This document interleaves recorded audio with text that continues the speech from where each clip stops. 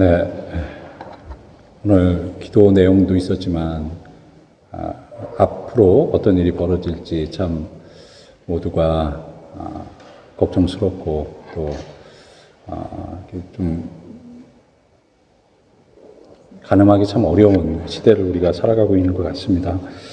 올해도 이제 3주밖에 남지 않았는데요. 지난 2월에 발발한 우크라이나 러시아 전쟁으로 인해서 전 세계가 어려움에 처해 있습니다. 3년간 지속된 코로나로 인해서 가뜩이나 힘든 상황에 기름을 끼얹는 것 같은 느낌을 받게 되는데요.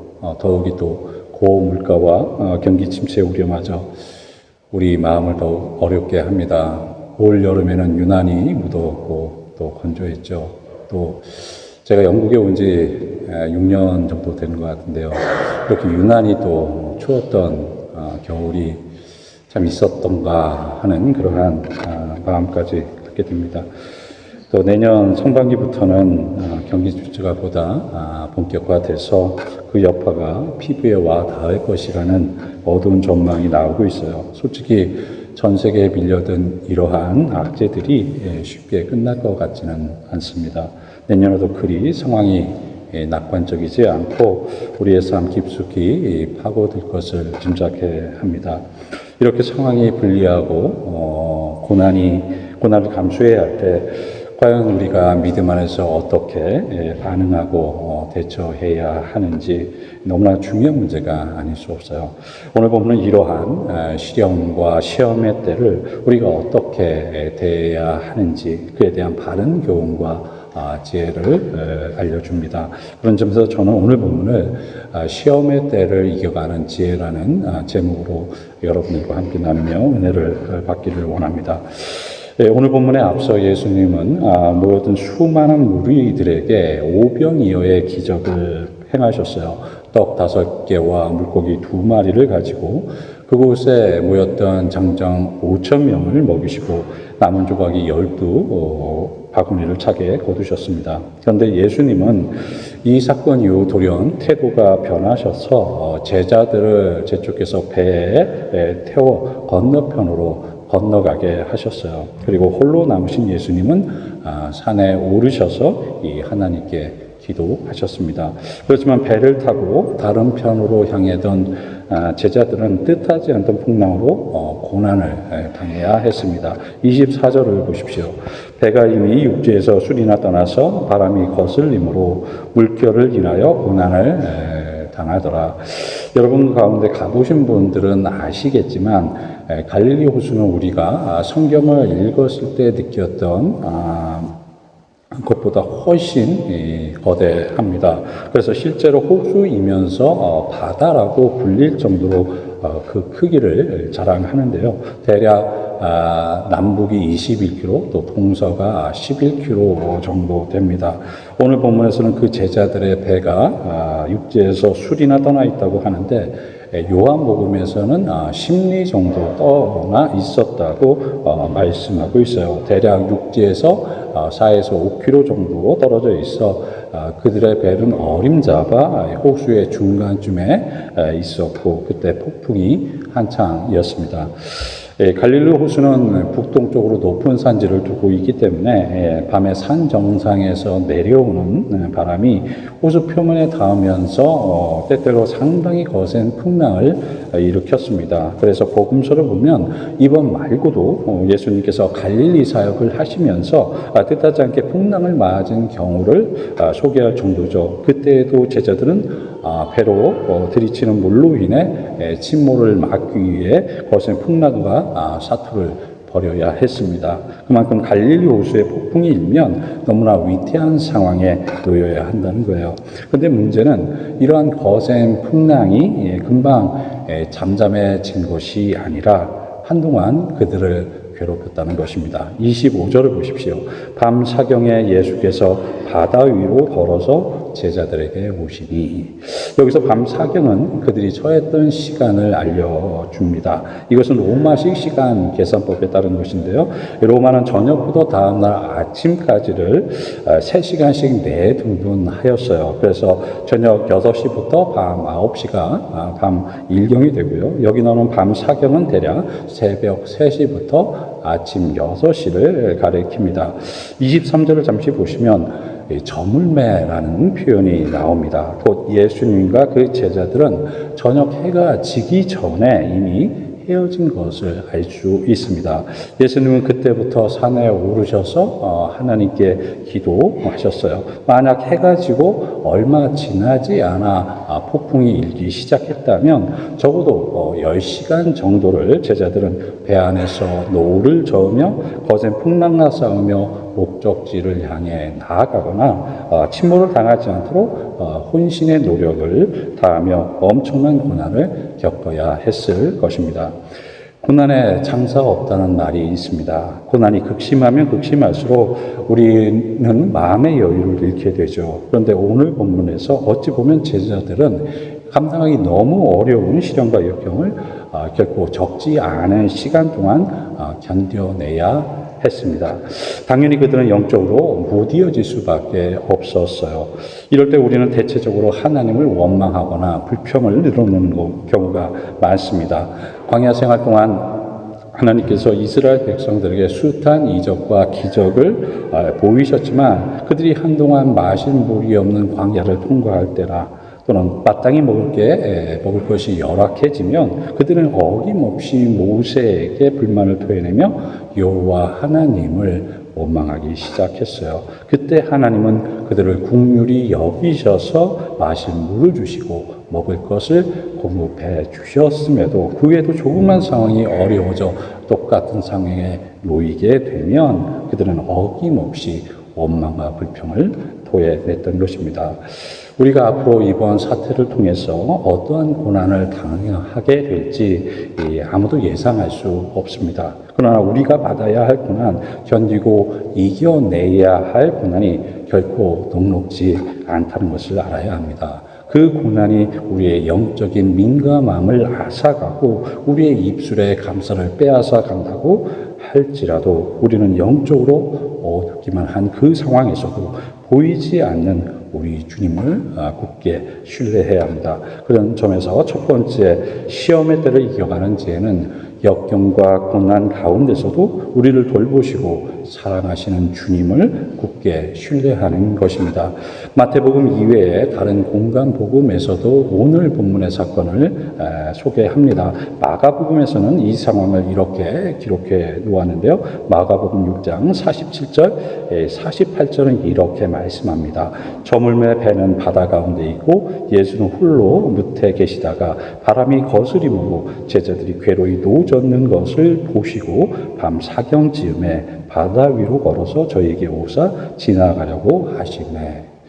비록 예수님은 제자들이 풍랑으로 고난당하고 있는 시간에 홀로 떨어져 산에서 기도하셨지만 그들의 고난을 알고 계셨고 그들이 고난당하는 모습을 보셨다고 말씀합니다. 여기서 보다는 헬라어 에이돈이라고 하는데요.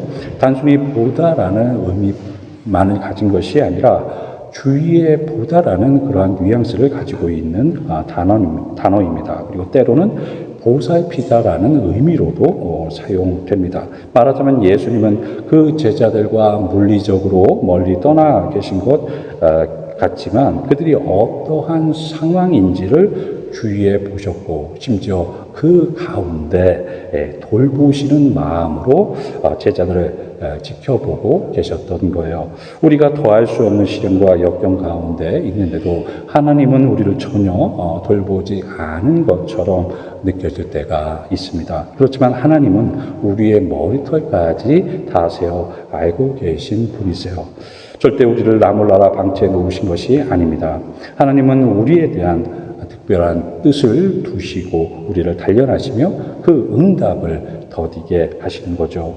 40년 동안 이스라엘 백성이 광야 생활을 하면서 그들은 많은 고난과 믿음의 시험대 위에 서야 했습니다. 하나님의 백성이라고는 하지만 절대 통과하기 쉬운 과정이 아니었어요. 그럼에도 하나님은 이러한 시절의 과정을 절대 생략하지 않으시고 그들을 단련하셨습니다. 그리고 그 목적이 이스라엘 백성이 진정 여호와 하나님을 경외하여 그 말씀을 지키는지 따르는지 알기 위해서라고 말씀하셨습니다. 우리가 받는 시련, 고난, 시험 이 모든 게 우리에게는 달갑지 않은 주제입니다. 그러나 우리 역시 반드시 이러한 믿음의 시험과 단련을 거쳐야 합니다. 그때는 모든 게 한 치 앞을 내다볼 수 없을 만큼 앞이 깜깜한 상황이라 할지라도 우리를 향한 변함없는 주님의 돌보심과 사랑을 굳게 신뢰해야 합니다. 동이 터올 무렵이 가장 어둡다고 합니다. 그런데 예수님은 그때 제자들 앞에 나타나셨어요. 26절, 27절을 보십시오. 제자들이 그 바다 위로 걸어오심을 보고 유령이라 하며 무서워하여 소리 지르거늘 예수께서 즉시 일러 가라사대 안심하라 내니 두려워 말라.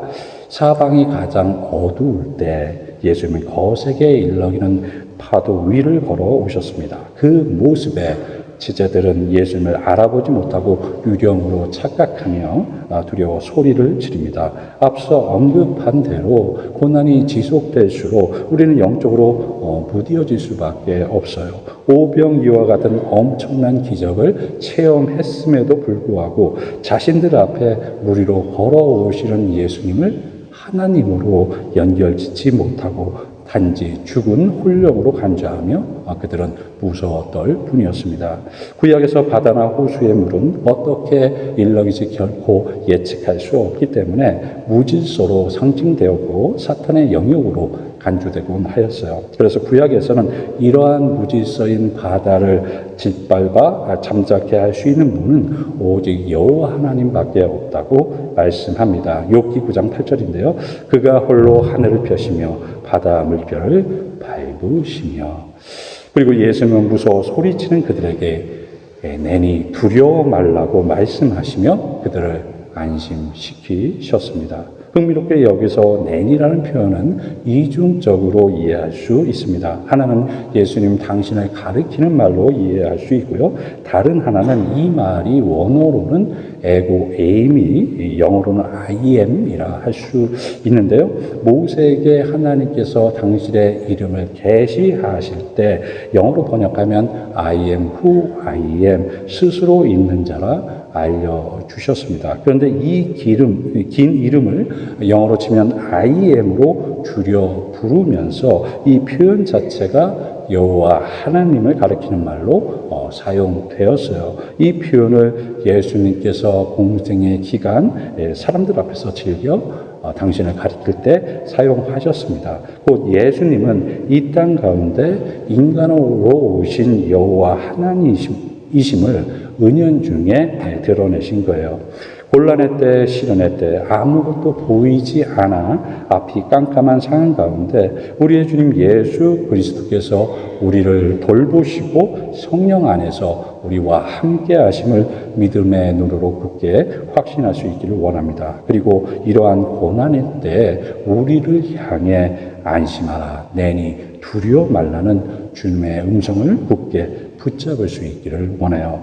두 번째 지혜는 환경과 상황이 아닌 우리를 무리로 걷게 하실 주님만을 끝까지 바라보는 것입니다. 28절, 29절을 보겠습니다. 베드로가 대답하여 가로되 주여 만일 주시어든 나를 명하사 무리로 오라 하소서 한데 오라 하시니 베드로가 배에서 내려 무리로 걸어서 예수께로 가되 베드로가 믿음의 사람임에는 틀림없습니다. 그 누구보다 가장 먼저 예수님의 말씀의 말과 행동으로 반응하기 때문이에요. 이런 주저없는 믿음이 그게 장점이자 단점이겠지요. 오늘 본문에서도 베드로는 자신의 믿음을 꾸밈없이 드러냅니다. 그는 만약 예수님이 주님 되신 여호와 하나님이시라면 저를 무리로 오라 하소서 담대하게 반응하였던 거예요. 그리고 예수님이 오라 명하시자 주저없이 그 말씀에 믿음으로 순종합니다. 그리고 얼마간을 일렁이는 파도 위를 걸으며 예수님께 다가갔는지는 알 수 없습니다마는 그는 그 믿음대로 당당히 무리를 걸을 수 있었습니다. 하나님이신 예수님의 기적에 본인 스스로 동참하였고 무리를 걷는 기분이 과연 어떤 것인지를 스스로 체험할 수 있었습니다. 그렇지만 그 믿음이 이제 흔들리기 시작합니다. 바로 주님에게만 고정됐던 그의 시선과 마음이 주위 상황과 환경으로 옮겨갔기 때문이에요. 30절을 보십시오. 바람을 보고 무서워 빠져가는지라 소리질러 가로되 주여 나를 구원하소서 하니 우리는 우리를 돌보시고 우리와 함께 하시는 하나님의 능력을 지나치게 우리 수준으로 떨어뜨리는 경향이 있습니다. 상황과 환경이 절대 우리의 경험이나 우리의 상식을 벗어날 때 우리는 전지전능하신 하나님을 바라보고 또 그 말씀에 끝까지 의지하기보다는 우리의 얄팍한 지식이나 경험, 상식에 따라 행동할 때가 많아요. 그것이 우리를 위하시는 하나님의 능력과 기적을 제한할 수도 있습니다. 지금 베드로와 예수님 사이가 바로 그러한 상황입니다. 베드로는 주님만 바라보며 발을 떼어 예수님께 전진하면 충분히 자신의 믿음이 옳았음을 다른 제자들 앞에서 증거할 수 있었어요. 그러나 그는 자신을 덮치려 다가오는 파도와 매서운 바람에 주눅이 들었고 자신 앞에 당당히 서 계시는 주님을 바라보지 못했습니다. 자신을 무리로 걷게 하시는 주님의 능력을 끝까지 신뢰하지 못했어요. 우리의 능력으로 무리를 걸을 수 있는 게 아닙니다. 주님의 능력을 철저히 의지하고 신뢰할 때 주님께서 그 모든 것을 가능케 하시는 거예요.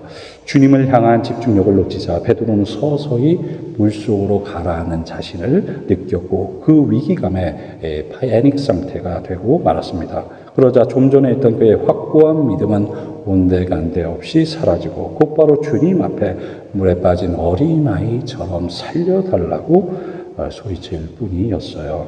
그때 주님은 빠져가는 베드로를 향해 지체 없이 구원의 손길을 내미십니다. 세 번째 지혜는 실패할지라도 우리를 능히 구원하실 주님을 굳게 신뢰하는 것입니다. 31절을 보십시오.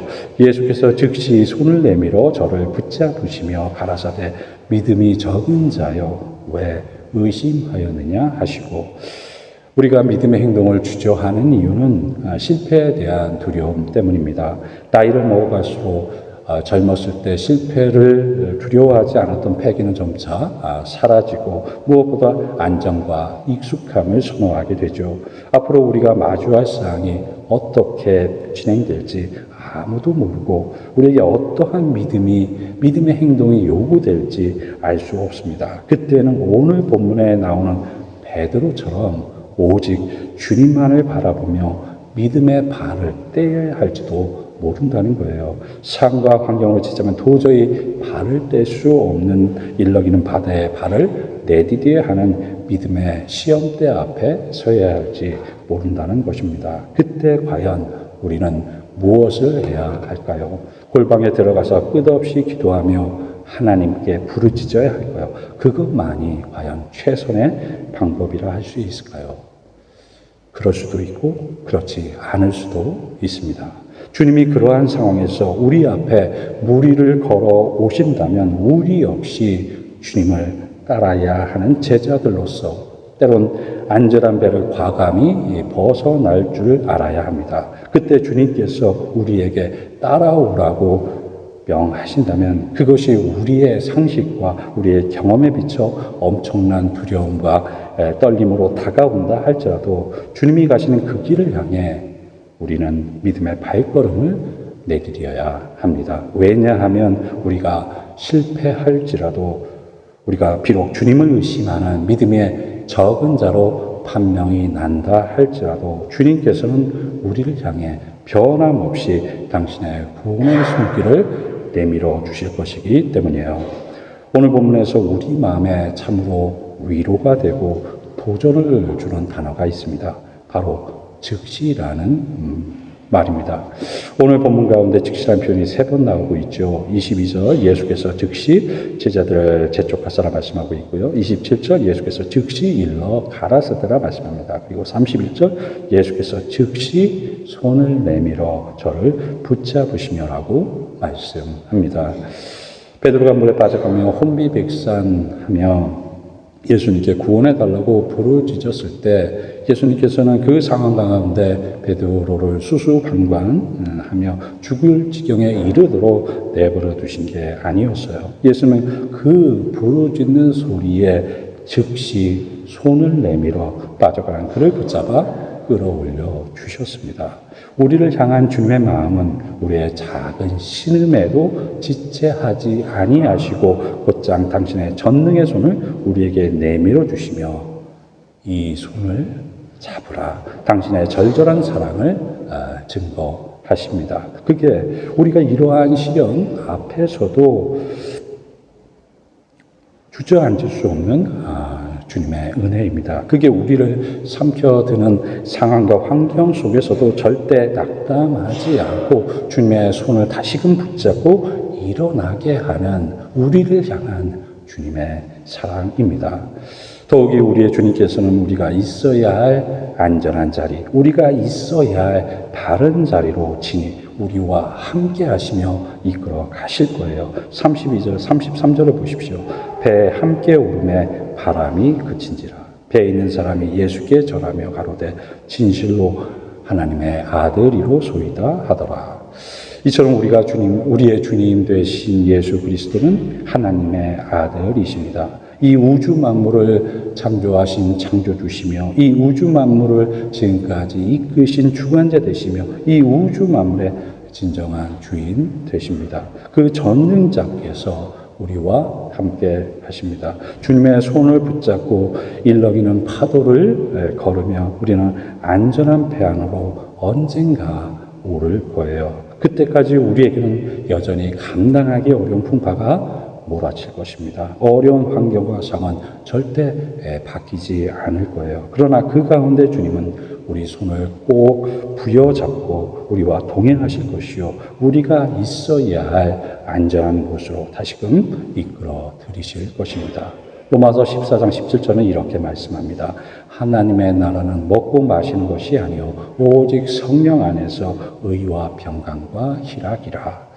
주님이 우리와 함께 하심을 확신할 때 우리는 성령 안에서 의와 평강과 희락을 누리게 됩니다. 이것은 절대 외부적인 것들이 우리에게서 빼앗아 갈 수 없어요. 하나님의 통치는 우리를 이 세상의 물질적인 것에서 따라오는 상황적이고 가변적인 행복과 평안이 아닙니다. 이런 모든 것들을 압도하고 초월해 흘러 넘치는 절대적이고 지속적인 행복과 평안이에요. 주님과 두 손 꼭 잡고 이 역경과 고난을 헤쳐갈 때 우리는 어느새 우리가 있어야 할 바른 목적지에 다다라 있을 것이고 그때는 이미 우리를 그토록 숨기고 위협했던 모든 게 고요히 잠잠해져 있을 것입니다. 주님 안에서 우리에게는 또 다른 신앙의 여정, 인생의 여정이 펼쳐지게 될 거예요. 그때 우리는 더 이상 예전의 모습이 아닙니다. 우리의 믿음은 더욱 견고해 있을 것이며 주님과의 사랑은 주님과 우리를 더욱 하나로 단단히 묶고 있을 것입니다. 그 고난 뒤에 우리에게 임할 주님의 복과 은혜를 더욱 기대할 수 있기를 원합니다.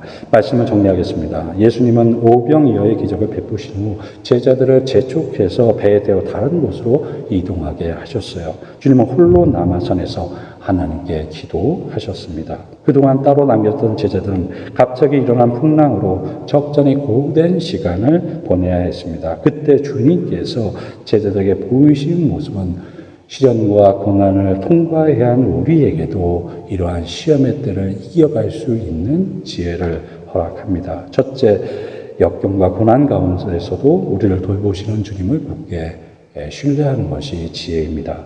부정적인 상황과 환경이 아닌 우리를 무리로 걷게 하실 예수님을 끝까지 바라보는 것이 지혜입니다. 셋째, 우리가 실패한다 할지라도 우리를 능히 구원하실 주님을 굳게 신뢰하는 것이 지혜입니다.